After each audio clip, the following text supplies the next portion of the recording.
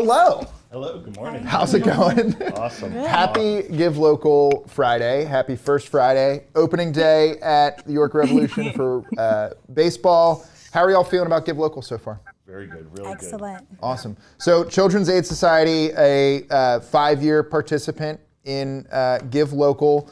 You guys crush it every year. Tell us a little bit about the organization as a whole, and maybe if you're up to anything new and exciting for 2023.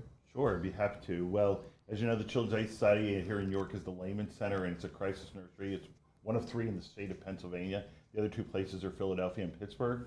And what a crisis nursery is, if you may be asking yourself, is a place where parents can come to have get some respite. So often parents need a break from their kids need a break from their parents, right? I have a 26-year and a 30-year-old, and there was times in my life, sometimes even now, I still need a break from them. But as anybody who's a parent understands that. And so we were started in 1987 to prevent child abuse because they can be very stressful parenting. We offer parent support groups, hotline, art and play therapy for kids here in the community. So a whole gamut of services, including some services to the homeless. We asked about something new that's happening. Jadira Morales is with me. Just in January, you may have heard of Cornerstone Youth Home. They were one of the nonprofits participating last year. They've now come under the umbrella of Children's Aid Society, so they're now one of our partner programs. So I would love for Jadira to tell you a little about what's going on. Please, Cornerstones is such a great project. We'd love to hear more. Thank you so much, and good morning to everyone. We actually go ahead and we fall under the McKinley-Vento Act. We have our children and families who come into our program. They're able to go ahead and stay with us completely all week.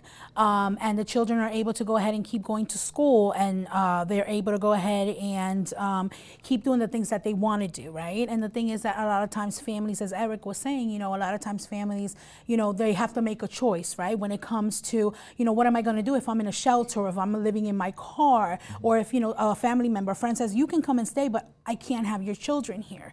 So at that moment, they're panicking. What am I going to do? So when I go ahead and when I do an intake with a family, and I'm like, this is a safe place. I give them a tour. Each child has their own room, right? They get, clothing, hygiene products. They go ahead and they have their meals there. They don't have to stop going to school, right? Because the school van comes and picks them up. So here we are working with the community and different organizations in order to go ahead and make sure that that family unit stays together, but that family and the children get what they need.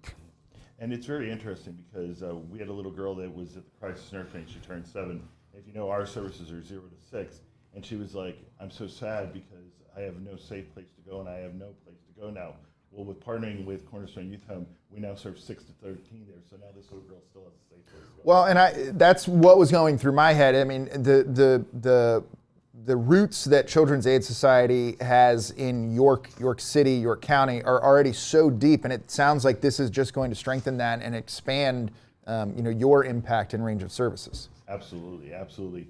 And it's just amazing because, so often you don't know when you're going to need that. Just a couple of weeks ago, we had a mom who was dealing with some mental illness and suffering and needed to go into the hospital. And her 1-year-old and 2-year-old, the police brought to our house, and the 2-year-old was blind with cerebral palsy. And we were able to take that child in and love on them for 5 or 6 days until they could connect with family members. So that's really why we're here in the community. That's what we do. And that's where Give Local York really helps us because, I heard Olivia's house say, but our services are all free. Yeah. You can come and stay, kids can come and stay with us, and it's at no cost to them. We provide them food, clothing, diapers, formula, everything.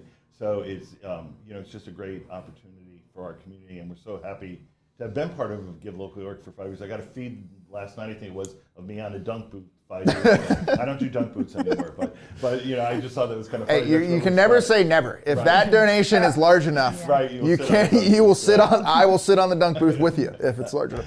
Am I correct? There's a new facility, a new building project that you guys have going on too, if we can talk about that. Yes, I do. We have we're in the throes of planning our new $7 million expansion of a new building over in Salem Square in the old St. Paul United Methodist lot.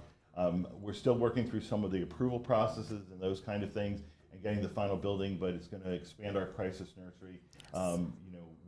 You talk about Give Local York, and I just connected with 3 agencies in the hallway, autism and several others that we're looking to partner with there.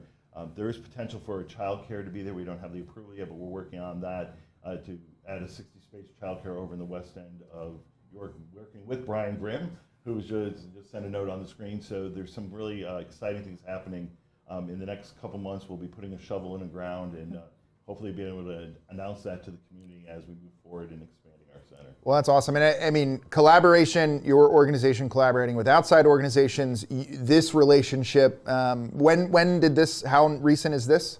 Was official in January, but awesome. Children's Aid Society has kind of been was shepherding Cornerstone Youth Home along since its inception. I served on their board, and then I kind of said we were kind of like foster parenting to help them become a strong nonprofit in the community. Yeah.